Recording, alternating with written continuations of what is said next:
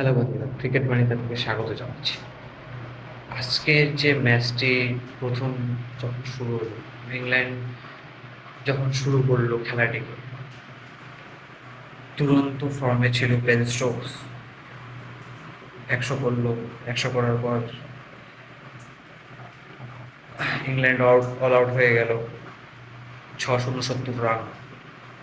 তারপর India batting করতে আসলো। একটি মাকউডের ওভারে, ফার্স্ট ওভার, 3টি ডট বল, 2টি পরপর wicket, hattrick chance, Shubman Gill আবার উইকেটের চান্স।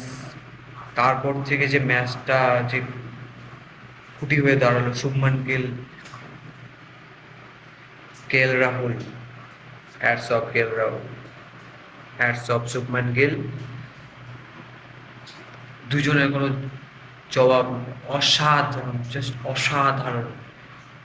লাঞ্চের পর যে কেউ ভেবেছিল যে ইন্ডিয়ার চান্স হয়তো নেই এই ম্যাচটিকে বাঁচানোর, কারণ ইন্ডিয়া যেভাবে ব্যাটিং করছে সেটা কোনোভাবেই আর চান্স দেওয়া চান্স দেবে না। নেক্সট যে ঘুরবে ম্যাচটা সেটা কোনো সময় চান্স দেবে না, বাট রাহুল, শুভমান গিল লাজবাব ভাই, লাজবাব। একটিও ভুল শট খেলেনি দুজন, একটিও না। হাফ আপিলও করার চান্স দেয়নি ইংল্যান্ডকে। যেটা আপিল করেছে ইংল্যান্ড, দুটো ডিআরএস, 3টে ডিআরএসই ইংল্যান্ডের শেষ হয়ে গেছে। এখন যা আছে সব আম্পায়ারের উপরে।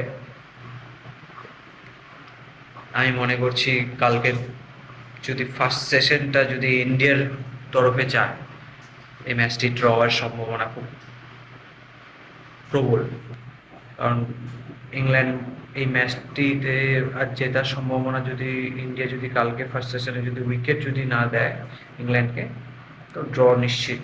আর যদি উপরওয়ালা ঠাকুরের যদি দয়া থাকে, উপরওয়ালা যদি কিছু বৃষ্টি দেয়, তাহলে হয়তো আর ইংল্যান্ডকে হাল ছেড়ে দিতে হবে। বেন স্টোকস বোলিংয়ে আসেনি, এটাও একটি মেন কারণ হতে পারে ইন্ডিয়ার ক্ষেত্রে। বেন স্টোকস বলে আসেনি, যে সবচেয়ে বড় উইকেট, যে উইকেট ট্রেকার, 16টা উইকেট নিয়েছে এই সিরিজে, হাইয়েস্ট উইকেট ট্রেকার।